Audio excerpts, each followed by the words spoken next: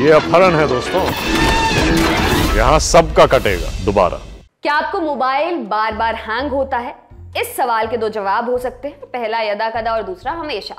अब कोई ये कहे कि उसका फोन कभी हैंग नहीं होता तो उनको भाग्यशाली ही माना जाएगा। स्मार्टफोन हैंग होने और स्क्रीन फ्रीज होने की समस्या आम है। पावरफुल ग्राफिक्स वाले गेम खेलते समय या फोटो क्लिक करते वक्त स्क्रीन फिक्स हो जाने की दिक्कत से हम सभी कभी ना कभी दो चार जरूर हुए होंगे।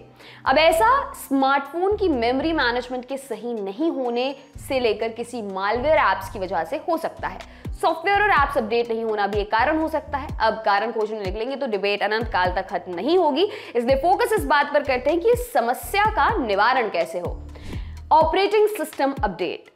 रेजुविनेट शब्द से आप परिचित होंगे। छुट्टियां लेकर परिवार के साथ कहीं घूमने जाने से लेकर सोलो ट्रैवलिंग तक तमाम तरीके अपनाते हैं हम खुद को रेजुविनेट करने या कहीं तरोताजा रखने के लिए।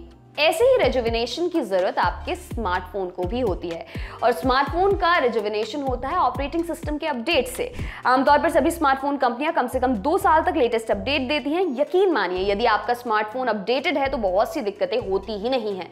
साल भर में एक बार आने वाला बड़ा अपडेट पूरी प्रोसेस को फॉलो करके आता है। कंपनियां स्मार्टफोन के व्यवहार को रीड करती हैं और नए अपडेट को पुश करके कमियों को दूर करने की कोशिश करती हैं। ऐसे में अपडेट करना बेहद जरूरी होता है। फोन की सेटिंग्स में जाकर चेक करिए फिर गूगल पर देखिए कि आपके फोन के लिए कोई अपडेट तो नहीं आया है।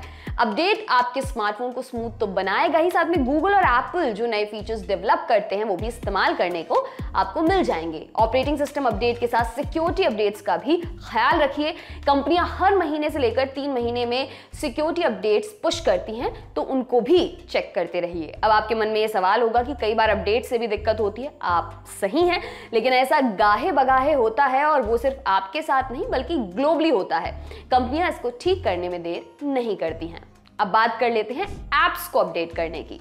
ऑपरेटिंग सिस्टम का अपडेट तो साल में एक बार आता है, लेकिन एप्स जल्दी जल्दी अपडेट होते हैं। कारण तकरीबन वही है, मतलब बात चाहे बग्स फिक्स करने की हो या स्मूथ प्रोसेस की। एप्स अपडेट करने के लिए आप चाहे तो ऑटो अपडेट फीचर की मदद ले सकते हैं। iOS और एंड्रॉइड दोनों में ऐसा किया जा सकता है। खुद गूगल प्ले या ऐप स्टोर में जाकर ऐसा करना है तो वो ऑप्शन भी कोई बुरा नहीं है।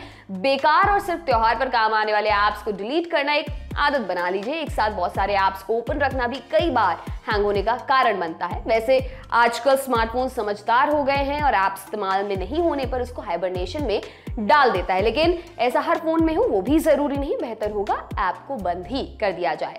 रैम और स्टोरेज मैनेजमेंट के बारे में भी आपको बता देते हैं। अब एक स्मार्टफोन में रैम कितनी होनी चाहिए वो बहस का मुद्दा है। कई बार रैम वाले स्मार्टफोन सर पर दौड़ते हैं तो दूसरी तरफ भारी भरकम रैम वाले स्मार्टफोन्स को एक पावरफुल गेम के सामने हाँफते देखा गया है।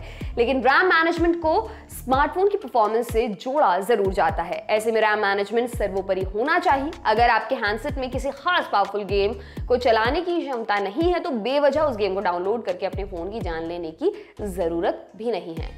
फोन की सेटिंग्स में जाकर भी रैम को क्लीन किया जा सकता है। यहाँ पर आपको ज्यादा रैम की खपत करने वाले ऐप्स भी नजर आ जाएंगे। अब ऐसा रोज रोज नहीं करना है, लेकिन हफ्ते 10 दिन में एक बार नजर मार लीजिए और कैशे मेमोरी को क्लीन कर दीजिए। एक बात का ख्याल रखिए कि आपको किसी थर्ड पार्टी ऐप की जरूरत नहीं है। स्मार्टफोन के रैम मैनेजमेंट सिस्टम पर भरोसा रखिए।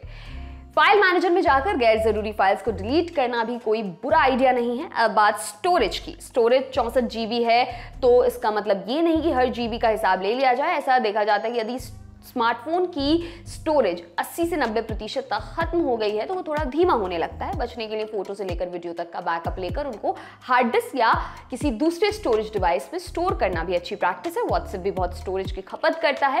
अगर जरूरी नहीं है तो उसका बैकअप बंद कर दीजिए। रखना भी है तो उसका तरीका हमने आपको पहले बताया है। ज्यादा गर्मी बेहद खतरनाक है। वीडियो देखते समय या गेम खेलते समय फोन की सरफेस गर्म होना स्वाभाविक है, लेकिन ये हद से ज्यादा हो रहा है तो आपके लिए खतरे की घंटी है। गर्म होने से फोन हैंग होगा, ये सबको पता है। अब इसका कारण पहले बताई गई बातें भी हो सकती हैं, लेकिन सबसे बड़ा फैक्टर हीट होता है।